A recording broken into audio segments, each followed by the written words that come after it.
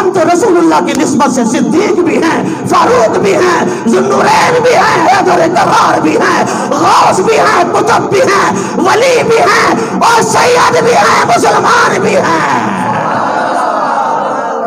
یہ درد پیدا کرو، سب کچھ حضور کی نسبت سے ہے۔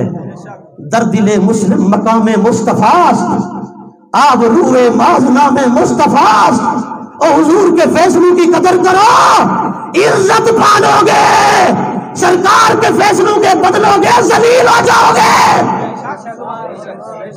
مسلمانوں، تمہاری دھرتیاں فلسطین پہلے تھوڑی بن چکی ہیں، تمہاری سرزمینیں پہلے کشمیر تھوڑی بن چکی ہیں۔ اگر کشمیر بنے تو تمہاری دھرتی، فلسطین بنے تو تمہاری دھرتی، برما بنے تو تمہاری دھرتی، قصبہ بنے تو تمہاری دھرتی۔ اور قصبہ وہ ریاست ہے جہاں مسلمانوں کے انگلیاں کاٹ کر اگر کوئی عیسائی ہار بنا لے تو اس عیسائی کو کہا جاتا ہے یہ ہیرو ہے، ہیرو۔ میں نے کہا بتاؤ کسی یہودی کی عیسائی کی بستی کشمیر بنی ہے، فلسطین بنی ہے، برما بنی ہے، قصبہ بنی ہے، تو کیوں نہیں ہوش کے ناخن لیتے ہو کہ نمازیں پڑھ کر سمجھتے ہو مصطفیٰ کو سرخرو ہو جائیں گے؟ اور نہیں، نمازوں سے پڑھ کر مسلمان کی عزت ہے، مصطفیٰ کی عظمت ہے۔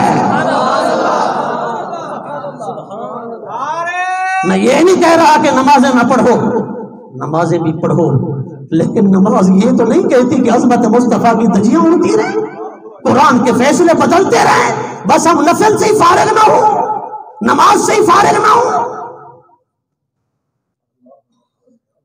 امر بالمعروف نہی عن المنکر، یہ وہ عظیم صفت ہے جس کی وجہ سے امت مسلمہ کو خیر امت کہا گیا، جس امت کو وسط امت کہا گیا، جس امت کو بہترین امت کہا گیا، جس امت کو افضل ترین امت کہا گیا، صرف یہی صفت ہے کہ ہم نے نیکی کا حکم دینا ہے، برائی سے روکنا ہے۔